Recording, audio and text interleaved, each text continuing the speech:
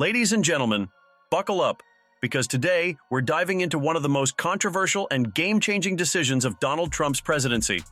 This is a story that has America talking, and you need to hear every detail. But before we get into it, make sure you're subscribed to T's Secret Diary. We're your go-to source for daily engaging content on all things Donald Trump news. Help us reach our goal of 1,000 subscribers by hitting that subscribe button now. Just hours after taking the oath of office, President Trump wasted no time in making headlines. He granted pardons to hundreds of people connected to the events of January 6th, fulfilling a campaign promise that had divided the nation. But here's where things get even more shocking. Many of Trump's closest allies had suggested this wouldn't happen. Vice President J.D. Vance and Trump's Attorney General pick, Pam Bondi, had both publicly stated that those who committed violence that day wouldn't be pardoned. And yet, Trump went further than anyone expected. White House spokesperson Caroline Leavitt stood by the decision, calling the convictions politically motivated and arguing that Trump was simply following through on what he had promised.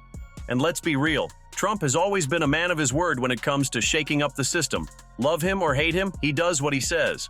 But here's the million-dollar question. Was this justice, or did Trump just set a dangerous precedent? The numbers behind these pardons are staggering. More than 1,000 defendants had already pleaded guilty, with over 300 admitting to felony charges. Some legal experts argue that Trump just erased one of the biggest investigations in Justice Department history. On the other side, Trump's supporters see this as a long overdue correction of political persecution.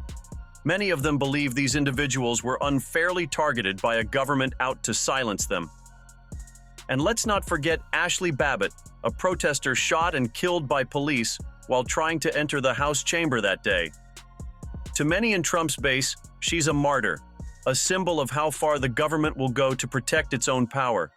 Meanwhile, 4 officers who responded to the riot later died by suicide, adding another tragic layer to this story. With emotions running high, Senator Susan Collins didn't hold back, calling it a terrible day for our Justice Department. And she wasn't alone. Republican Senator Thom Tillis also slammed the move, proving that even within the GOP, there are deep divisions on this issue. But here's something that didn't get as much attention. Joe Biden also issued pardons on his way out. That's right. In a move that caught many by surprise, Biden pardoned 5 members of his own family just before Trump took office. This came after his controversial decision to pardon his son, Hunter Biden, last year.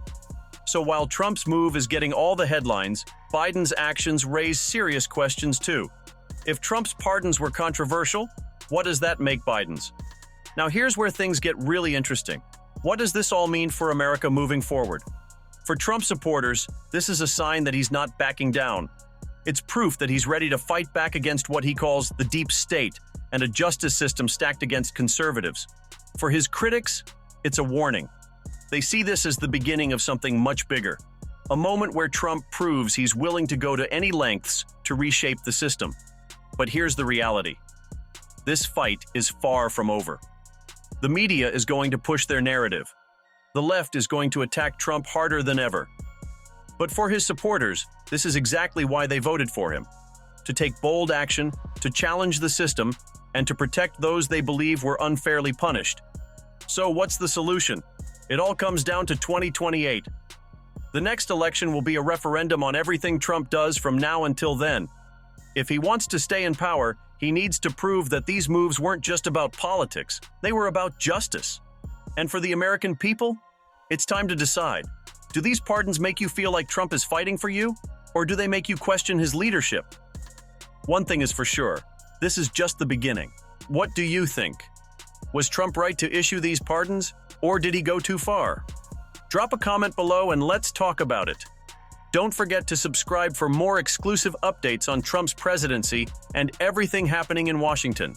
Stay tuned, because this story is far from over.